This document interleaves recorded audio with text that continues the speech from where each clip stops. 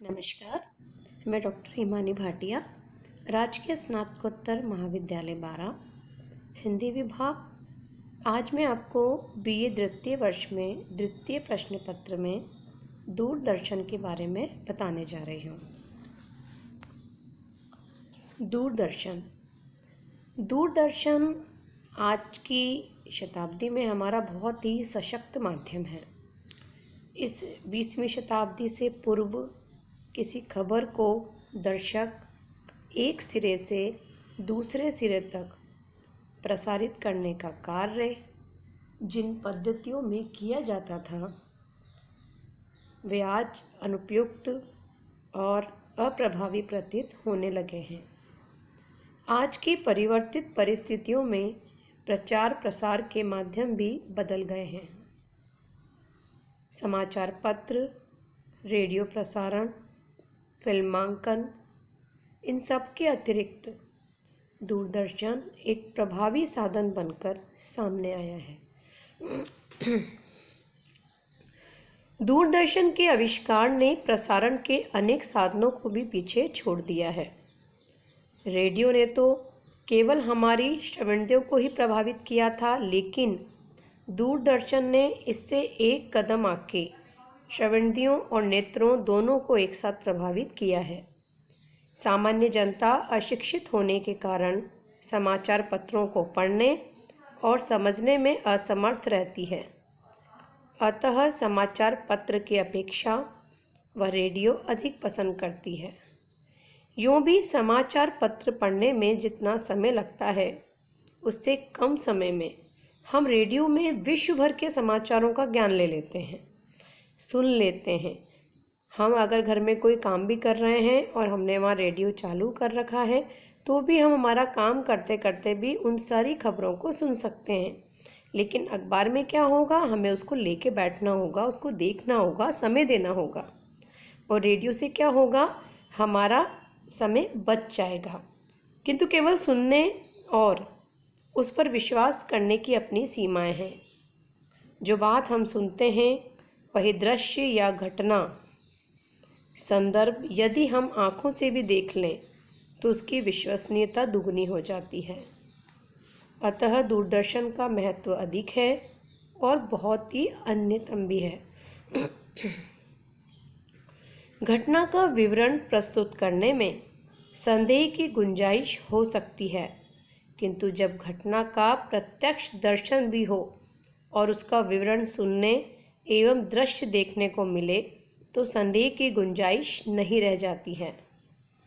उदाहरण के तौर पर कि अभी हाल ही में मुंबई में हुई व्यापक वर्षा का आंखों देखा हाल दूरदर्शन पर प्रसारित किया गया था, जिसे समस्त जनता ने अपनी आंखों से देखा है और सुना है। दूरदर्शन घटना का आंखों देखा हाल प्रस्तुत करने के कारण आज अधिक उपयोगी और लोकप्रिय विश्वस्त साधन बना हुआ है। आज हमारे 3 बिंदु हैं, मुख्य बिंदु। दूरदर्शन सशक्त माध्यम, दूरदर्शन का अर्थ और महत्व, और तीसरा है टेलीविज़न और अन्य प्रसार माध्यम। तो दूरदर्शन का जो सशक्त माध्यम है, तो उसमें बिल्कुल सही बात बताई जाएगी कि दूरदर्शन एक ऐसा सशक्त माध्यम है आज की शताब्दी में कि जो हमारे लिए बहुत एक कदम आगे बढ़ा हुआ है। कि सामान्य जनता अगर अशिक्षित होने के कारण समाचार पत्र नहीं पढ़ सकती, लेकिन अगर दूरदर्शन है तो वो इजी गोइंग दूरदर्शन पर सारी बातों को सुन सकती है। 20वीं शताब्दी से पूर्व किसी खबर को दर्शक एक सिरे से दूसरे सिरे तक प्रसारित करने का कार्य जिन पद्धतियों से किया जाता था वह आज अनुपयुक्त और प्रभावी प्रतीत होने लगी हैं। आज की परिवर्तित परिस्थितियों में प्रचार प्रसार के माध्यम भी बदल गए हैं। समाचार पत्र, रेडियो प्रसारण, फिल्मांकन, इन सब के अतिरिक्त दूरदर्शन एक प्रभावी साधन बनकर सामने आया है। दूरदर्शन घटना का आंखों देखा हाल प्रस्तुत करने के कारण आज अधिक उपयोगी और लोकप्रिय व विश्वस्त साधन बना हुआ है। नेक्स्ट है हमारा दूरदर्शन का अर्थ और महत्व। दूरदर्शन किसी समाचार, घटना, दृश्य या प्रसंग का एक विवरणात्मक चित्र है। इसे समाचारों का सच्चा नाटक भी कहा जा सकता है। CBS हैंडबुक में टेलीविज़न को समझाते हुए लिखा गया है कि यह समाचारों का चित्रात्मक प्रस्तुतिकरण है जिसमें तथ्यात्मक, संक्षिप्त और वास्तविक समाचारों को प्रस्तुत करने की अद्भुत क्षमता है। टेलीविज़न मनोरंजन, शिक्षा, समाचार और जनसंपर्क का भी इसमें महत्वपूर्ण स्थान है। लॉरेंस बेटी ने लिखा है कि television brings entertainment, information and education to millions at a very normal cost. It has changed buying habits, personal habits and taste. It has educated younger faster than any teacher could have taught them in so short span of time. वस्तुतः कहने का television समाचार के अन्य माध्यमों की तुलना में इसलिए अधिक जनप्रिय है कि वह एक साथ आँख, कान और मन पर अपनी प्रभावी छवि छोड़ देता है। टेलीविज़न अन्य प्रसार साधनों से भिन्न एवं स्वतंत्र है। नेक्स्ट हम देखेंगे टेलीविज़न और अन्य प्रसार माध्यम। दूरदर्शन और अन्य प्रसार माध्यमों में अंतर है। समाचार पत्र शिक्षित व्यक्तियों तक ही सीमित रहते हैं, लेकिन जो रेडियो होता है वो कभी भी हम सुन सकते हैं, सब बैठ के एक साथ सुन सकते हैं, पर वस्तु स्थिति को हृदयंगम कर सकते हैं। इसी श्रृंखला में अगली कड़ी के रूप में टेलीविज़न की सेवाएं आती हैं, जिन आधारों पर अन्य प्रचार माध्यमों से यह अलग है।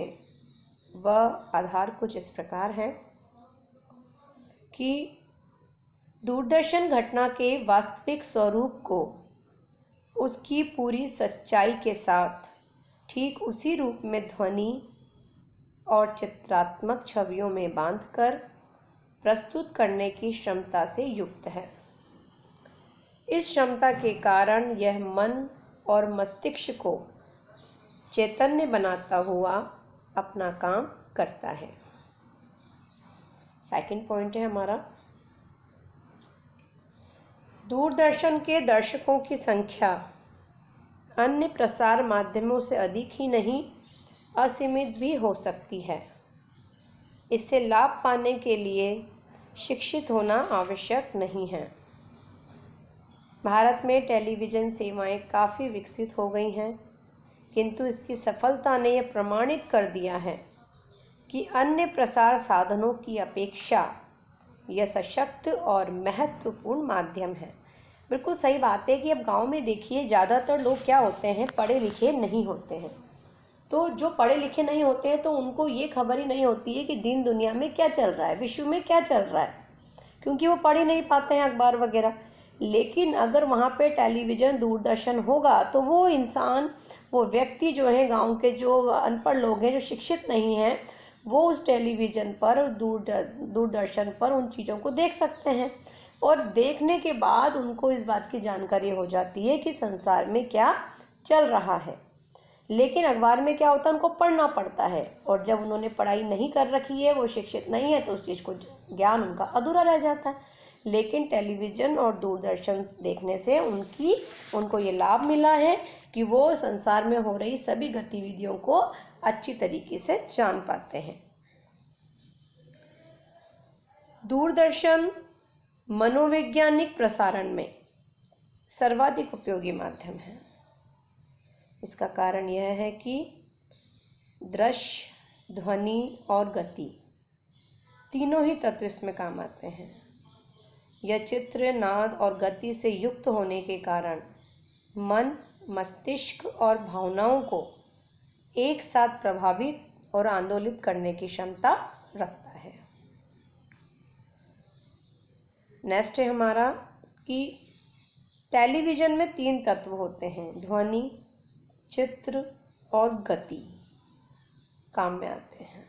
कि ध्वनि भी दिखाई देती है, आवाज़ सुनाई देती है, मतलब चित्र दिखाई देते हैं, और गति, उनकी कितनी गति आगे बढ़ी है, उनका जो काम है वो दिखाई देता है। ये तीनों चीज़ें काम में ली जाती हैं। यदि उनमें से किसी एक से कारणवश हमारा ध्यान हट भी जाए तो भी दूसरे 2 आकर्षण हमारा ध्यान अपनी ओर खींचे रखने में सफल होते हैं। बिल्कुल सही बात है। मान लीजिए कि आवाज़ सुनाई दे रही है, हम घर में रोटी बना रहे हैं रसोई में और टीवी की आवाज़ सुनाई दे रही है, तो हमें पता चल रहा है क्या चल रहा है। मान लीजिए कि टीवी ख़राब हो गया, आवाज़ ही नहीं आ रही है, तो सामने चित्र देख के हम समझ पा रहे हैं कि उसकी एंट्री हुई है, वो जा रहा है, वो आ रहा है, हर चीज़ हमें दिखाई दे रही है। तो इस तरह से स्पष्ट हो जाता है कि वर्तमान में सभी इलेक्ट्रॉनिक प्रसार माध्यमों में दूरदर्शन का एक अपना विशेष अलग ही महत्व है। इससे श्रव्य, दृश्य एवं मानसिक स्तर पर प्रसारण का आनंद मिलता है। यह प्रसारण एवं मनोरंजन का श्रेष्ठ माध्यम है। तो आज हमने 4th यूनिट नई चालू करी है। इसमें बच्चों हमने आपको दूरदर्शन एक सशक्त माध्यम है, दूरदर्शन का अर्थ और महत्व, टेलीविज़न और अन्य प्रसार माध्यम, इन सब के बारे में हमने आपको जानकारी दी है।